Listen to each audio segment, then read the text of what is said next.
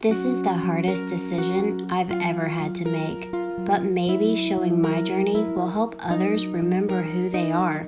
We are not defined by our circumstances. I know you have a bucket list, and so do I.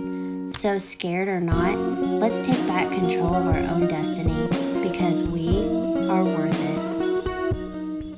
I have gained hundreds of new friends over the past few weeks, so I wanted to jump on here and answer everybody's burning question: what in the world happened to me and why do I have an amputated leg?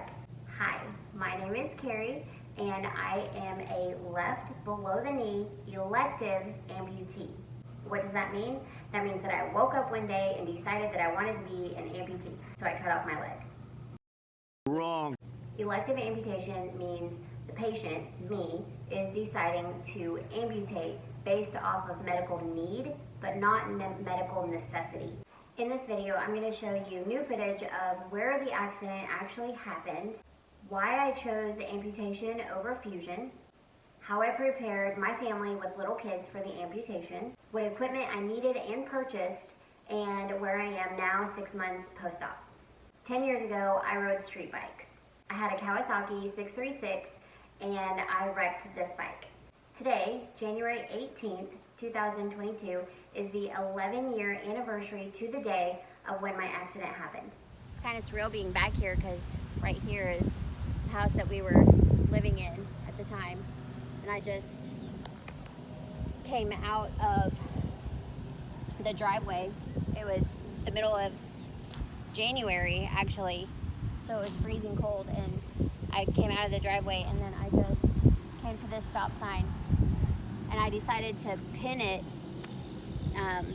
real fast on my bike, and I think it slid out from under me and I popped that curb right there after the bike landed on me.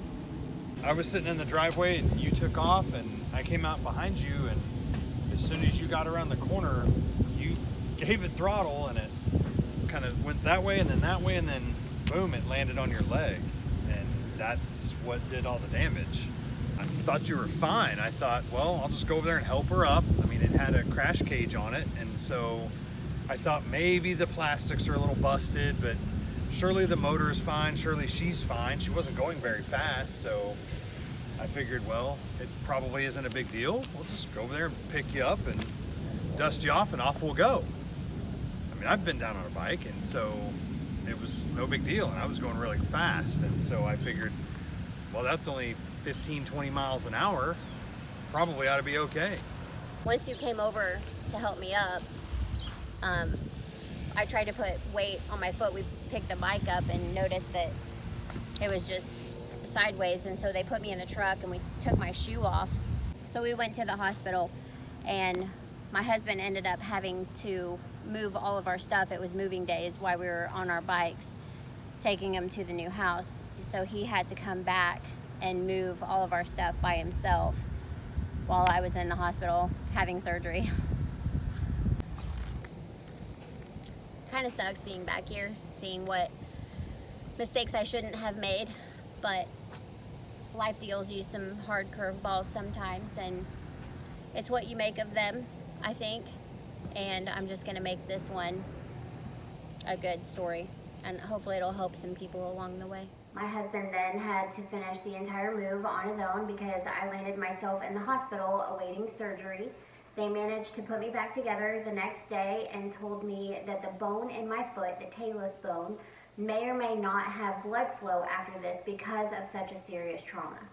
Over the last 10 years, I have had several surgeries trying to restore the function of my foot, and for no medical reason or explanation, it healed in a pointed position and lost all function of bending at the ankle. For this reason, I had to walk on my toes if I wasn't wearing shoes, and if I was wearing shoes at work, then I had to wear heels to support my heel. I continued to work the entire 10 years as a double-booked hairstylist, very little breaks, and then I would go home and work on our 1-acre property, feeding the animals and taking care of the entire house on my own, including mowing the lawn, things like that, because my husband at the time was an over-the-road truck driver, so generally most of the time there was only one adult, which was me. And after a day of hard work, I would crawl to bed and wake up and do it all again the next day. Even the multiple surgeries that I had over the 10 years, I would have a surgery and go right back to work that same week, if not the next day or the day after. So I really never gave my foot a chance to heal. Okay, fast forward to January 2020. My husband and I finally took our dream trip to Rome, Italy for our 10-year anniversary. We loved it, but my foot ruined it. I was eating pain medicine like candy because most of the time we were walking to see these cool places. A lot of the time I had to sit down and just look at things as I could see them, instead of going to walk, to see the Roman Colosseum or to see, the aqueducts. I had to look at them from where I was sitting while my husband went to go check them out up close. When we got home, I decided I was finished with this foot holding me back. We had just flown halfway across the world in order to see these magnificent things that I couldn't see. We decided to either find help or cut it off. And at the time, I wasn't really thinking amputation was an option, but I wasn't willing to take it off of the table either. That's how finished I was with my foot. The entire year of 2020, I watched Footless Joe videos. Joe, if you're watching this, hi, you helped make my decision and I'll be forever grateful for your content. I asked questions on all the amputee forums that I could find. Most of them are on Facebook. I had lunch with two of my friends who happened to be lower limb amputees, which was incredibly helpful. And I also saw 3 different specialists trying to make this decision. The first one told me, based on my MRI, that I do have blood flow and I am a candidate for fusion, even after I challenged him and said, "What is this white area of dead bone?" And he said, "No, it's fine, you have blood flow, we can do a fusion." I went and sought a second opinion, and that surgeon told me, "No, you do not in fact have blood flow in that bone. It is actively dying." So the thing that he came up with was a hip ball of a cadaver. He's going to cut out the entire ankle joint, insert a cadaver hip bone, drive a rod through the bottom of my heel, through that cadaver hip bone, up into my leg bone.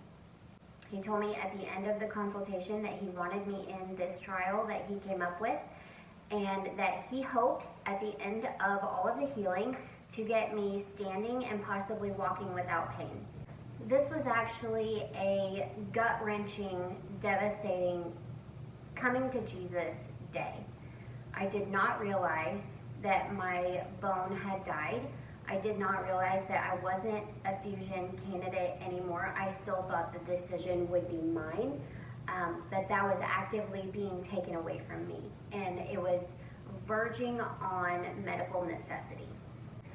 I spent the entire day trying to wrap my head around this and mourning the loss of my bone. I cried a lot, I prayed a lot, I talked to my husband, I talked to my mom, and we decided to go see a amputation specialist. So the third specialist I saw was Dr. Ertl in Oklahoma City, and he is not just an amputation specialist, he is an orthopedic specialist. So he talked to me about my different options of the cadaver bone, fusion, and amputation. He said, "I do agree with you and the previous doctor that you have very limited blood flow in your bone." He said, "I can try a fusion if that's what you want to try first. I can't guarantee I can even get the screws into your bone without them just chipping off in little pieces, because the bone is dying and it might be dead completely very soon." After I told him my goals for my foot is to run, bike, hike, and play with my kids again, he and I decided that the cadaver idea was probably not a good fit for me either, because I would be limited to even terrain. We're talking no curbs, no grass, no mulch, no dirt, no sand, things like that, and that is not the life that I want to live for the next 50, 60 years. He went on to share incredible stories with me about patients of his, specifically a football player who was able to return back to the line after his below-the-knee amputation. Another one was a local police officer who was able to go back to the line of duty without restrictions, running down criminals in the street.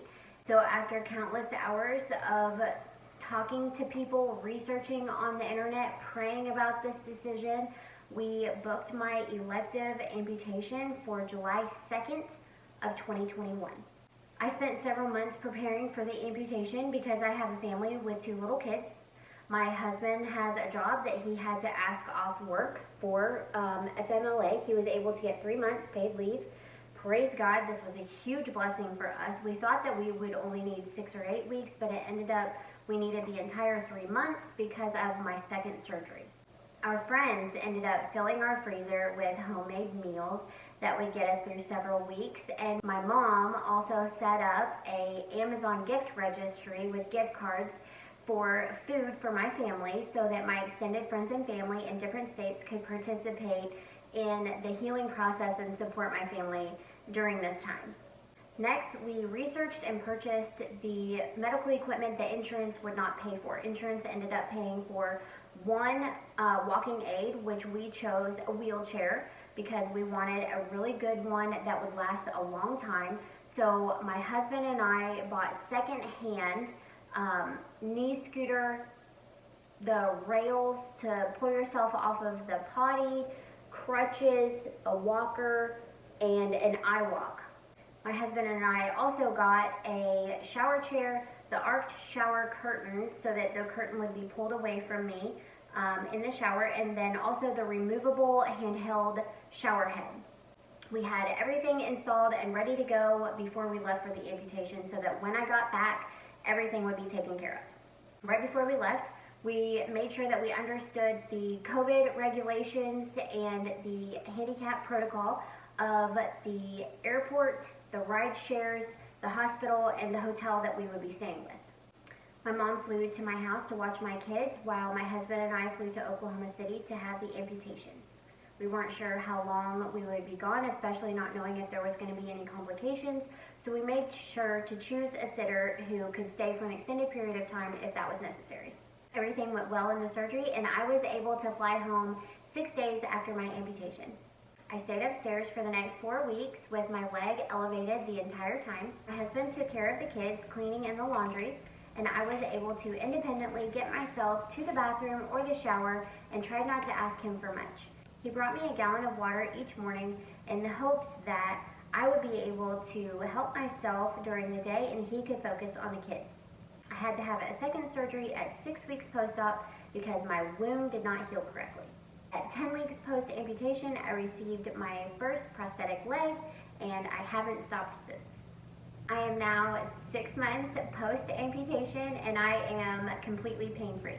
I never thought I would be able to say that again. I play freely with my kids. I wear my leg 15 hours a day without taking a break, without taking it off, comfortably. I do all of the grocery shopping, I do all of the mopping, the sweeping, the cleaning, the laundry, taking care of the kids, running around and make all the meals. Everything is as it should be with any normal day-to-day life. I have even started working again as a hairstylist several hours a day. This decision was not an easy one to make. It was one of the hardest decisions I've ever had to make in my life. There was lots of doubt, lots of tears, lots of convincing myself and other people that this was a good idea. But in the end, I do not regret any of it, and I am really excited for the rest of my future. Even though I never wanted this to happen in my life, I feel like any situation that comes my way, I will turn it into good and try to be a light for other people who might be going through a similar situation. And I hope to convey this in my videos. If you have any questions about my journey, please leave me a comment, let me know what you're thinking, and I will try to address as many as I can. If you're a family member of somebody who is facing elective amputation, please, please, please, please be kind in your words. They are going through a heartbreaking trial in their life. They need support. They do not need to hear that they are stupid, that they're making a horrible decision. If you're going to be on their team, you need to be supported. And if you're not, they have every right to kick you off of their decision-making team.